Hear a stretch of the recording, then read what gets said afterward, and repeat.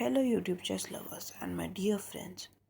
I, Kira007, is now going to show you the most attacking game known as the fried liver attack. If you are white, then I recommend you to play the move e4, which is known as the king's pawn opening. From here, black can do various replies such as c5, which is known as the Sicilian. But today we are going to focus upon the move e5. From here, you play the move knight to f3 hitting the e pawn. Your opponent can play various lines such as d6 known as the fielder defense, but today we are going to focus upon the move knight to c6 supporting the e pawn. From here, white will play bishop to c4, which is also known as the Italian game. And from here, black can do various things, but if he does move his knight to f6, then it is a huge mistake, because after the move knight to g5, both our knight and bishop are attacking the f7 pawn. Black has to stop this. Black has one reply left, to move the pawn to d5.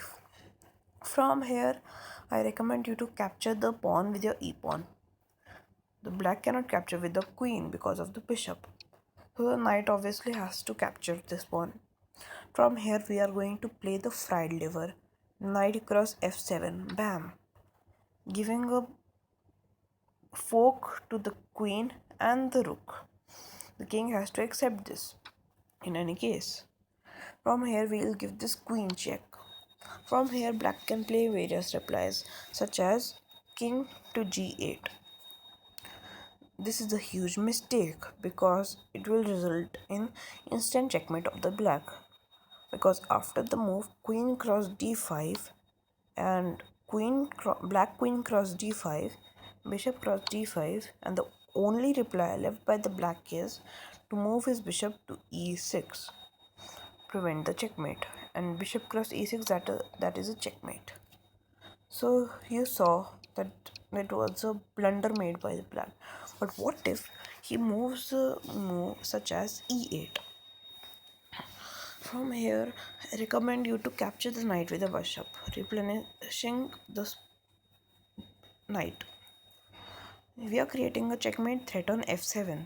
Black has to stop this. He can stop this by playing queen to e7. But we are going to capture this knight with a bishop and giving a check. He has to capture with his pawn, and when we capture, we are creating a fork to the king. Ha ha ha. So you can see that black king is losing. So this was another variation. But what if black king's move king to e6 supporting knight? From here we are going to add more pressure by playing the move knight to c3. From here black can move two replies. First, knight to b4, creating a fork and also protecting the knight. I here will recommend you to disregard the fork and play a3. He will give the fork, will move king to d2, and he will take a rook. We are going to take this knight from our knight, preparing a discover check. Black has to stop this. He can go somewhere like king to d6, and after the move d4, e cross d4 and bishop check, you can see that black's king is on the center of the board and is on the verge of getting a checkmate done. So this was the fried liver. There was another reply, right? Let's check the another reply made by black. Knight to e7, protecting this bishop, this knight.